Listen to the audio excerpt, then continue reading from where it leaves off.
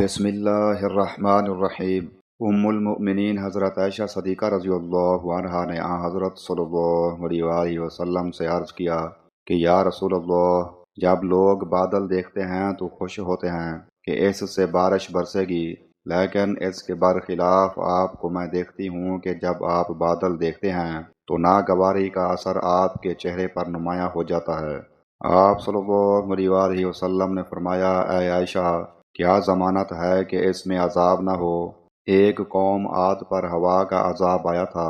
انہوں نے جب عذاب دیکھا تو بولے کہ یہ تو بادل ہے جو ہم پر برسے گا۔ صحیح بخاری حدیث نمبر 4829۔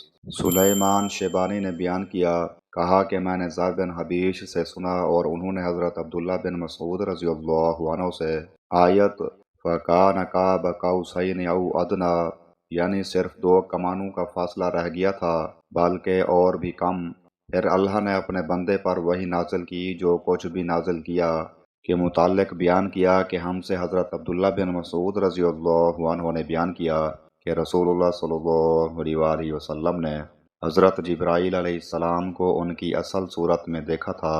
ان کے 600 پر تھے۔ صحیح بخاری حدیث نمبر 4856۔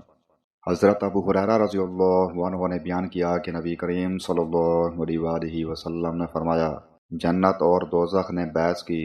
دوزخ نے کہا، میں متکبروں اور ظالموں کے لیے خاص کی گئی ہوں۔ جنت نے کہا، مجھے کیا ہوا کہ میرے اندر صرف کمزور اور کم رتبے والے لوگ داخل ہوں گے؟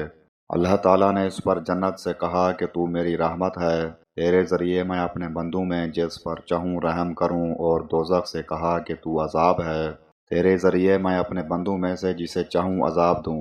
جنت اور دوزخ دونوں بھریں گی۔ دوزخ تو اس وقت تک نہیں بھرے گی جب تک اللہ رب العزت اپنا قدم اس پر نہیں رکھ دے گا۔ اس وقت وہ بولے گی کہ بس بس بس، اور اس وقت بھر جائے گی، اور اس کا بعض حصہ بعض دوسرے حصے پر چڑھ جائے گا، اور اللہ تعالیٰ اپنے بندوں میں کسی پر ظلم نہیں کرے گا۔ اور جنت کے لیے اللہ تعالیٰ ایک مخلوق پیدا کرے گا، اور اپنے رب کی حمد و تسبیح کرتے رہیے سورج کے نکلنے سے پہلے اور اس کے چھپنے سے پہلے۔ صحیح بخاری حدیث نمبر 4850۔